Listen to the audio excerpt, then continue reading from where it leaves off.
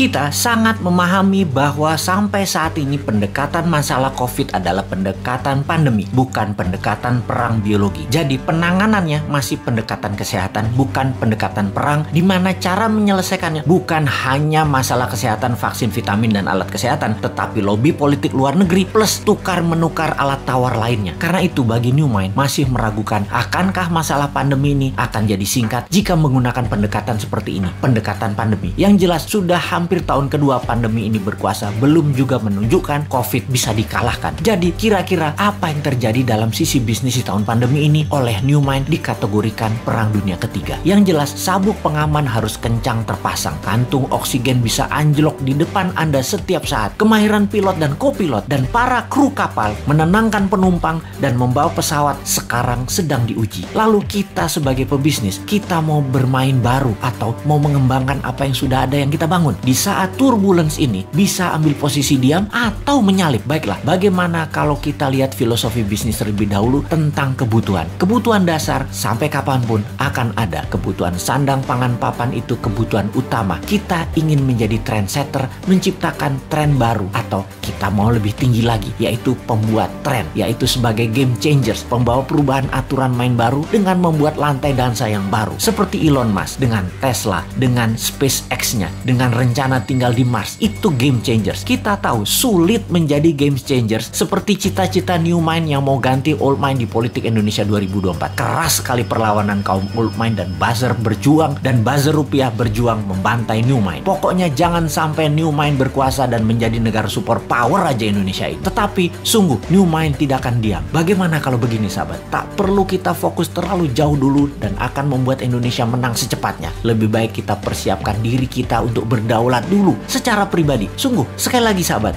kita yakin dan meyakini bahwa New Mind pasti menang di 2024. Ini sebuah kepastian. Di tahun 2030 Indonesia 3 besar dunia. Ini kepastian. Di tahun 2045 Indonesia negara superpower. Itu suatu kepastian dengan syarat semua sahabat berdaulat secara ekonomi sekarang. Jadi saya sangat menyarankan dengan satu batu dua target kena, yaitu Anda pintar, Anda paham, Anda makmur, dan bisa membantu sesama. Sahabat, jika Anda membeli video narasi Bosman Sadar Kaya Advance atau Road to Billionaire atau keduanya, maka di masa pandemi ini Anda bisa belajar merubah mindset dan memiliki bekal ilmu baru untuk sarana sukses Anda. Dan tak kalah penting, keuntungan penjualannya adalah untuk Rumah Yatim Indonesia yang di masa pandemi ini berat perjuangannya kalau sendirian. Sahabat, terima kasih atas keputusan Anda untuk belajar, membeli, dan membantu sesama. Salam hormat dari kami.